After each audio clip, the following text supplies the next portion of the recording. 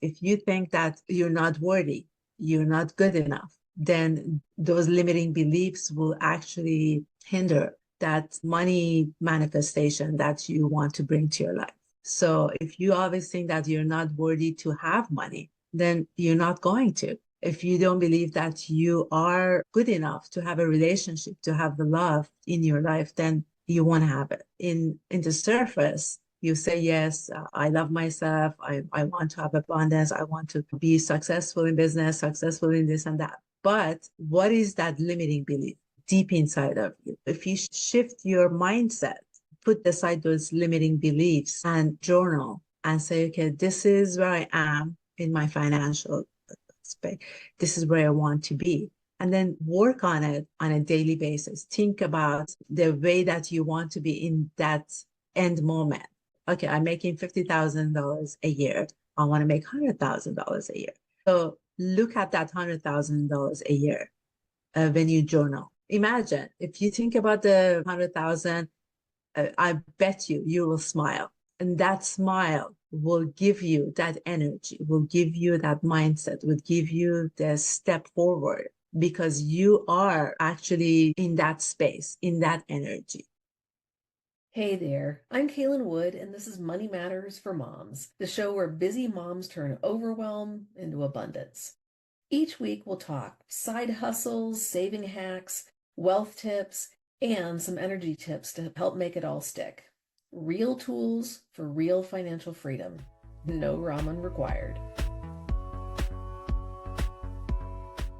Today I'm speaking with Elle Ebizadeh. Elle is a certified relationship coach, and she guides clients through new emotional territories with her transformative programs, including Calling in the One and Conscious Uncoupling. In these programs, Elle helps her clients uncover their inner strength and navigate life transitions calmly. She offers actionable strategies that move clients towards empowerment and self-realization. And she offers 30-minute laser coaching sessions to quickly help clients who are in crisis. Elle, I'm so glad you're with us today. Can you tell us a little bit about your journey and why you became a certified relationship coach? Thank you so much, Kelly. I was in a 10-year relationship. And then one day when I sold my last company, I'm an entrepreneur. So I build companies and I sell them. So when I sold that, I became more aware of myself and the interaction with my life partner. Then I said to myself, you know what? This is not working. We don't want the same things anymore, or maybe we never did.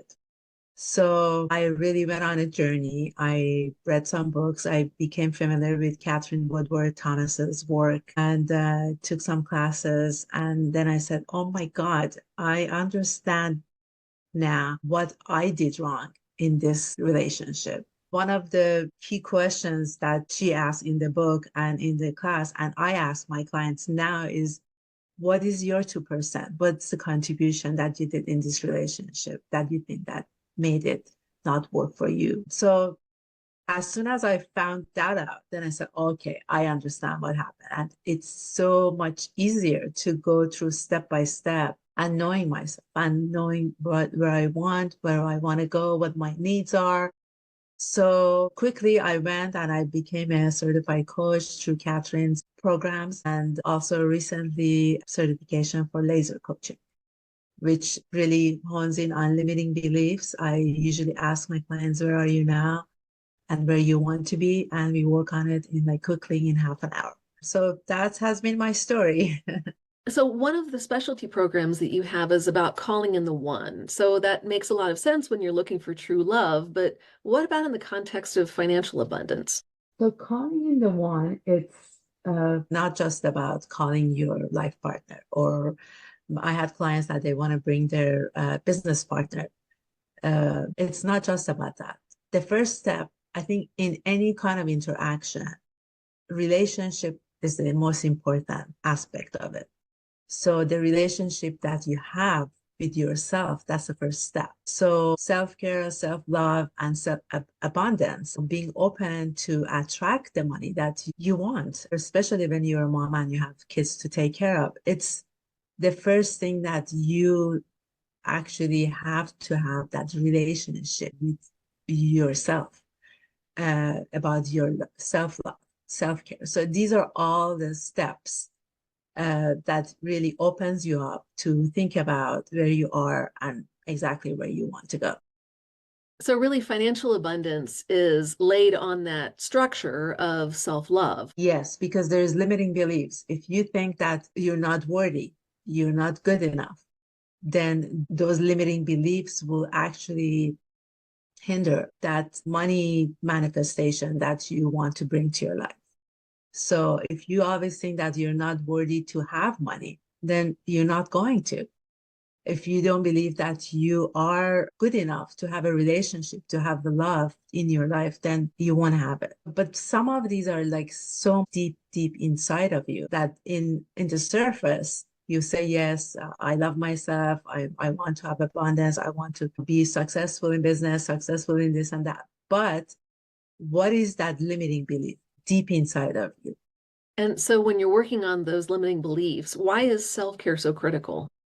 Because that's the first relationship. The first relationship is with yourself. And if you really don't question yourself on a daily basis, if you're not mindful, I'll give you an example. I tell my clients, why don't you put alarm on your phone every 2 hours, every hour, every 5 hours? When that alarm goes off, then you get yourself 2 minutes. Ask yourself, how do you feel? What would you like? And just ask those simple questions. Sometimes you say, okay, you know what? I want to get up and go get some coffee. I want to walk around outside because I work from home. So on Zoom on it like 4 or 5 hours a day. So I ask myself that question. So I go out, walk around and come back. That's self-care because you're asking yourself what your needs are in that moment. So then you will be open. Same thing for financial abundance. So if you shift your mindset, put aside those limiting beliefs and journal and say, okay, this is where I am in my financial space. This is where I want to be. And then work on it on where you want to be on a daily basis. Think about those ways or the way that you want to be in that end moment. Okay, I'm making $50,000 a year. I want to make $100,000 a year. So look at that $100,000 a year when you journal. Don't look at that 50. So because you're limiting yourself to that space of the 50 and not to the 100,000. So just by changing what you're focusing on, that can shift your energy. Yes, because imagine if you think about the 100,000, I bet you will smile. And that smile will give you that energy, will give you that mindset, will give you the step forward because you are actually in that space, in that energy. Great. Now, you gave a couple of examples. You said journaling or getting a cup of coffee or taking a walk. Can you give us some other examples of self-care? Sure. One of the kind of key things, I do it also myself every morning. When I look in the mirror, I tell my clients, look into your eyes and say, I love you. You're the best thing that ever happened to you. I'll take care of you. I mean, whatever positive aspects of yourself, as you know, I mean, even if it's one, just start with that. I love you. A lot of people can look into their eyes and say that word because we have those limiting beliefs that I'm not good enough. But when you practice that on a daily basis and really asking yourself what your needs are, what do you want right now? How do you feel? That's another thing, feeling. I tell my clients, let's just start by befriending your feelings. Even if you're angry, even if you're sad, sit down if you're sad for 5 minutes and put your hand on your heart and tell, okay, I'm sad. This happened and I'm sad. But then in a few minutes, look at the other side. What's the positive things that happened that day or yesterday? Or you're looking forward to something that is going to happen tomorrow. One other thing is to have someone in your life that you can talk to, that you can process all the feelings, that you trust, that you can talk to that person. It can be your coach, it can be your best friend, it can be your mom, it can be anybody that you trust, that you will have that processing done because it's important. Yes, you can do it on your own, but at the same time, when you speak it, then that energy comes out of you. When you talk to someone and say, I truly love myself. I looked at myself this morning in the mirror and my God, I love that face. I love my face. When you say that, then it's a totally different energy. So if our attendees struggle a little bit with self-care, can you tell us the free gift and how that will help them? It has an ebook and also a worksheet. So it helps you understand what your values are, what you want in life. It's quick, but you can go deep. And that's the first key to self-love, self-care, and financial abundance, to knowing where you are and where you want to go. Would that deep dive be appropriate for someone who's already in a relationship or married? Yes, it's just about values. It can't be the relationships that you want to have with your family. It can be a relationship you want to have with your friends. It's all about going deep inside yourself and see where you are and where you want to be, about the values and about the priorities in your life. Wonderful. Thank you so much, Elle. I so appreciate your time. Oh, thank you. I appreciate your time too. Thanks for tuning in to Money Matters for Moms. I hope today's episode left you inspired to take one little step forward.